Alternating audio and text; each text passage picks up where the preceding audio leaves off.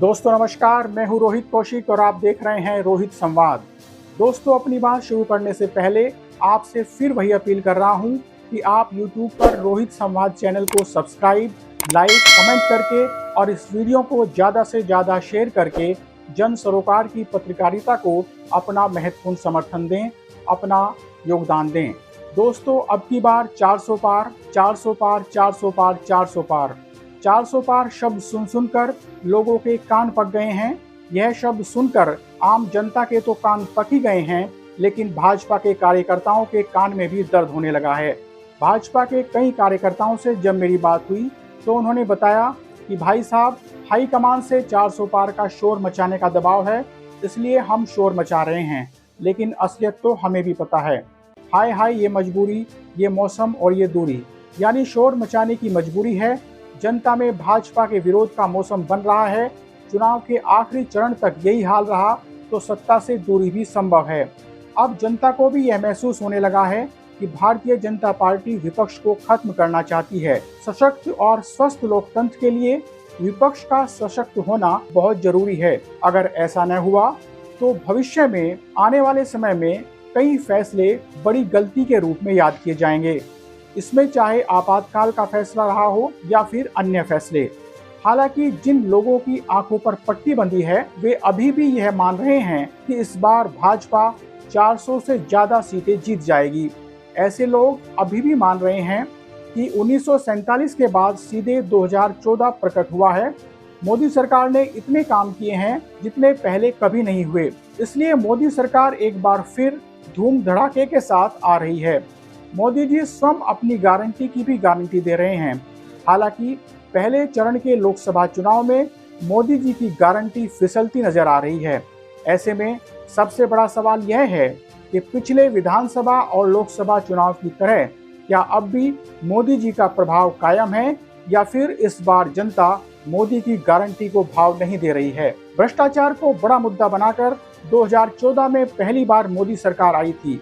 उस समय भारतीय जनता पार्टी ने 2G स्पेक्ट्रम घोटाले को बहुत बड़ा भ्रष्टाचार बताते हुए काफी हल्ला मचाया था। लेकिन केंद्र में भारतीय जनता पार्टी की सरकार बनने के बाद इस घोटाले पर क्या एक्शन हुआ? कोर्ट ने इस घोटाले के आरोपियों को बरी कर दिया और जल्दी ही इस घोटाले का गुब्बारा फूट गया। उस समय भारतीय जनता पार्टी के कार्यकर्ताओं से मेरी बात होती थी तो वे कहते थे कि सोनिया गांधी यहाँ से पैसा लेकर इटली भाग जाएंगी। उसी सोनिया गांधी ने 2014 में जब यूपीए की सरकार बन रही थी उस समय प्रधानमंत्री का पद लेने से इनकार कर दिया। जब दूसरी बार यूपीए की सरकार बनी तो उस समय भी सोनिया गांधी और राहुल गांधी ने प्रधानमंत्री का पद स्वीकार नहीं किया। सोनिया गांधी इटली नहीं भागी बल्कि भारत में ही रहकर भारतीय जनता पार्टी के खिलाफ लगातार लड़ती रहीं। जिस राहुल गांधी को पप्पू सिद्ध करने के लिए खुद भारतीय जनता पार्टी ने काफ़ी पैसा खर्च किया, आज वही राहुल गांधी भारतीय जनता पार्टी से निडर होकर टक्कर ले रहे हैं। इस बीच मोदी जी ने अपनी छवि निर्मित करने के लिए पानी की तरह पैसा बहा दिया। इस दौर में ज़्यादातर मीडिया संस्थान जिस तरह से मोदी जी के चरणों में लेट गए हैं वह भी जनता को स्पष्ट दिखाई दे रहा है। मीडिया ने जिस तरह से पत्रकारिता के मूल्यों को तिलांजलि देकर मोदी भक्ति शुरू की और मोदी जी की छवि निर्मित करने में अपना योगदान दिया, वह किसी भी लोकतंत्र के लिए शुभ नहीं है। कुछ YouTube चैनलों के पत्रकार तो भारतीय जनता पार्टी के प्रवक्ता की तरह व्यवहार कर रहे हैं। ऐसे पत्रकारों के लिए विपक्ष के नेताओं को खलनायक सिद्ध करना आम हो गया है। इस दौर में जनता भी यह देख रही है, यह महसूस कर रही है कि भारतीय जनता पार्टी जानबूझकर विपक्षी नेताओं को सीबीआई और ईडी के चक्रव्यूह में फंसाकर जेल में डाल रही है, जबकि आपराधिक प्रवृत्ति का जो भी राजनेता भारतीय जनता पार्टी में शामिल हो जाता है वह शुद्ध हो जाता है। एक समय था जब यूपीए के कार्यकाल में भाजपा के कार्यकर्ता महंगाई को मुद्दा बनाकर शर्ट उतारकर विरोध कर रहे थे। आज वही कार्यकर्ता यह दलील दे रहे हैं कि जब भारत विकास करेगा तो महंगाई बढ़ेगी ही। भाजपा द्वारा रोजगार के झूठे आंकड़े भी पेश किए जा रहे हैं, लेकिन जनता इन आंकड़ों को मानने के लिए तैयार नहीं है।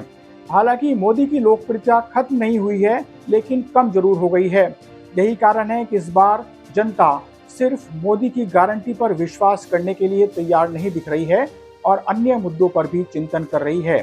बहरहाल आज रोहित संवाद में इतना ही। जल्दी ही मिलेंगे एक नए मुद्दे के साथ।